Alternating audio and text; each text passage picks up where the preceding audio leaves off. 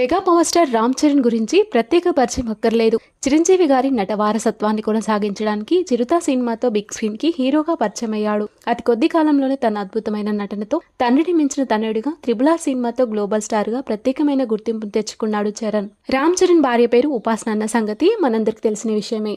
మన టాలీవుడ్ ఇండస్ట్రీలో వీరిద్దరూ one of the most cute couple అని చెప్పడంలో ఎటువంటి సందేహం అక్కర్లేదు. పెళ్లి తర్వాత వీరి వారసుల కోసం ఫ్యామిలీతో పాటు మెగా ఫ్యాన్స్ కూడా ఎంతో ఈగర్ గా వెయిట్ చేశారు. పెళ్లైన 11 సంవత్సరాలకు వీరికి పండంటి ఆడబిడ్డ జన్మించింది. తమ గారాల పట్టికి ఈ జంట క్లింకారా అంటూ ఎంతో అద్భుతమైన అమ్మవారి పేరు కలిసి వచ్చేలా పేరు పెట్టుకున్నారు. ఇక కూతురు పుట్టాక తమ ప్రొఫెషనల్ లైఫ్ లో ఎంత బిజీగా ఉన్నా అధిక సమయం మాత్రం కూతురికి కేటాయించి తల్లిదండ్రులుగా మురిసిపోతున్నారు. తాజాగా జరిగిన యాంటీ డ్రగ్ డే కార్యక్రమంలో పాల్గొన్నాడు రామ్ చరణ్.